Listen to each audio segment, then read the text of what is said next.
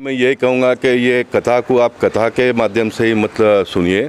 ये कथा हमारे जीवन को, हमारे संसार को, हमारे देश को आगे बढ़ाने वाली कथा है और ये कथा के माध्यम से ये देश आज खड़ा हुआ है। 1990 के दशक को अगर मैं याद करता हूँ, राम जन्मभूमि का आंदोलन जब प्रारंभ हुआ था, हम सर पर ईंट लेके घूमते थे बस्तियों में, तो लोग हंसते थे, हमको भी शर्म लगता था। लेकिन वो दौर से हम लोग निकले, तब आज देश में राम मंदिर भी बन रहा है। 2024 में उसका उद्घाटन भी करेंगे, मत्था टेकने के लिए हम लोग जाएंगे और ये पूरा देश का जो आज वैभव हम लोगों को देखने के लिए मिल रहा है, ये राम कथा और रामलीला को जिसने कलाकारों ने रामलीला चलाई अपने जीवन काल में, सुधीर जी जैसे कथाकार ने कथा करते करते राम कथा को जीवित रखा। ब्रह्मदेव तिवारी, श्रीकांत पांडे जी, डॉक्टर राधेश्याम तिवारी, ये सारे लोगों ने इसका आयोजन किया।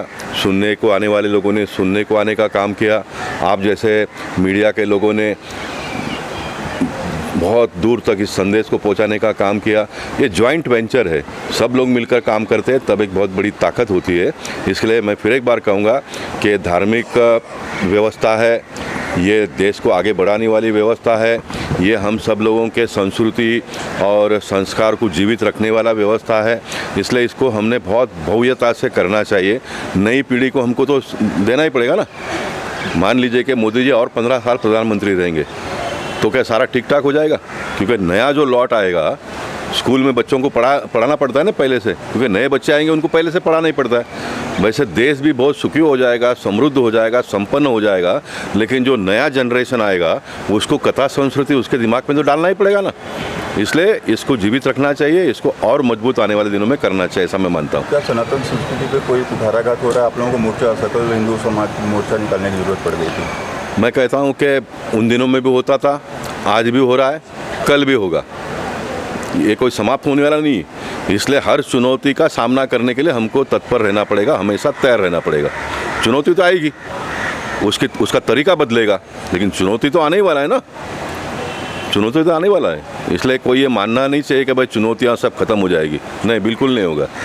नया नया रूप लेकर चुनौती आएगी और उस चुनौतियों का सामना करने के लिए हम सबको तैयार रहना पड़ेगा। तो क्या इसके लिए लोकसभा भी गूंजेगी?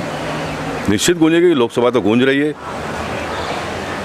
और देश में आज इतने सारे लोकसभा में राम भक्त पहुँचे हैं, तो जब भी 11 बजे प्रारंभ होता है तो अध्यक्ष जी जब आते हैं तो जय श्री राम का नारा तो लगता है ना, वहाँ पर अनेकों में मैं एक हूँ, तो गूंजती है लोकसभा भी।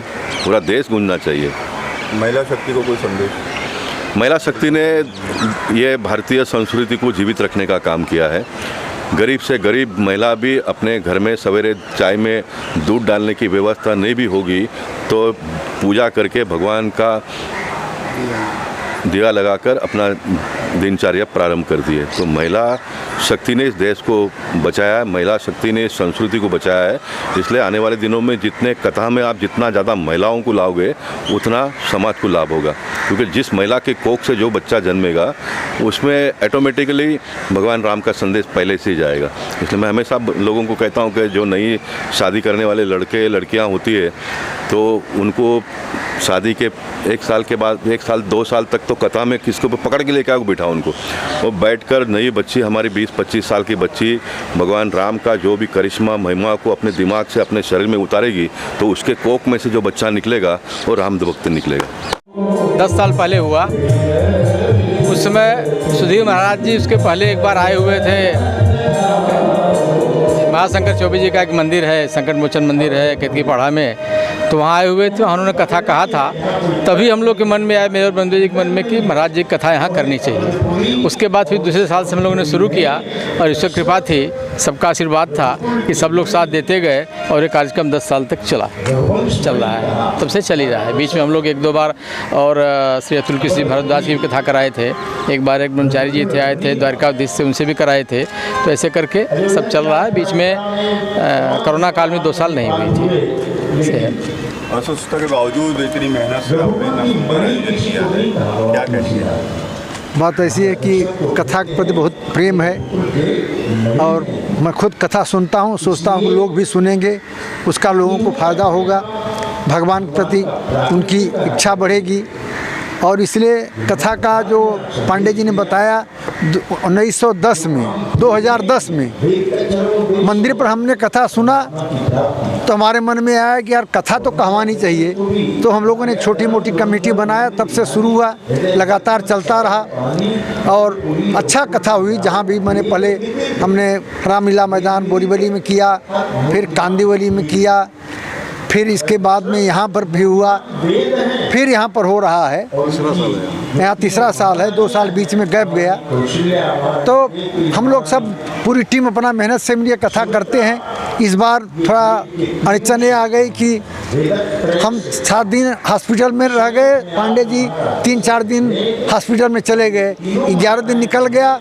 कार्यक्रम भी जल्दी तय हुआ और कार्यक्रम दूसरे स्थान पर तय था, स्थान भी बदली हो गया उसमें सब। लेकिन भगवान की माया है, हम लोग कोई तकलीफ नहीं आई, सब काम हो रहा है, अच्छी तरह से कथा पूरी हो जाएगी, ऐसा हमको भगवान पर पूरा विश्वास है। शेट्टी जी आज आए यहाँ और थोड़ा यहाँ भीड़ कम है, उसको ले करके थोड़ा सा उन्होंने समिति के लोगों को कुछ संदेश भी दिया, किस तरह से कैसे लोगों को जोड़ना चाहिए उसके बारे में भी उन्होंने बताया। मुंबई शहर व्यस्तताओं का शहर है, वर्किंग डेज़ में लोग अपने अपने काम धंधा अपनी सर्विसेज में जाते हैं, इसलिए जहाँ तक संख्या की बात है, कार्यकारिणी के सभी सदस्य सम्मानित श्री ब्रह्मदेव जी, श्रीकांत पांडे जी, हरशंकर तिवारी, सब लोग मेहनत करते हैं। लेकिन हम लोगों का काम सिर्फ मेहनत है, भगवान राम के संदेश को पहुंचाना है, लोगों को आकर सुनना चाहिए। लेकिन जोड़ने का काम सतत चलता रहा है, आगे चलेगा। और गोपाल भाई को जो शिकायतें हर साल रहती हैं, अगले साल अब शिकायतें नहीं रहेंगी। यहाँ तक आपके प्रश्न का सवाल है, महिलाएं हमारे देश की संस्कृति की रीढ़ होती हैं। परिवार को, समाज को आगे ले जाने के लिए उनकी जितनी आवश्यकता होती है, उनका जितना मनोबल आगे बढ़ेगा, उतना ही पुरुष समाज आगे बढ़ेगा।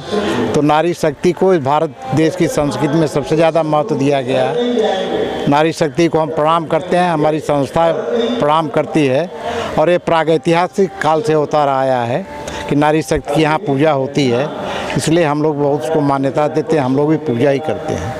हम लोगों ने मिलकर शुरुआत किया और सतत 12 वर्षों से बीच में 2 साल जो कोविड गया उसमें कथा नहीं हो पाई। बाकी सब लोगों की जो भी कमेटी में है, सब लोगों ने मिलकर के काम करते हैं और कथा सतत चल रही है।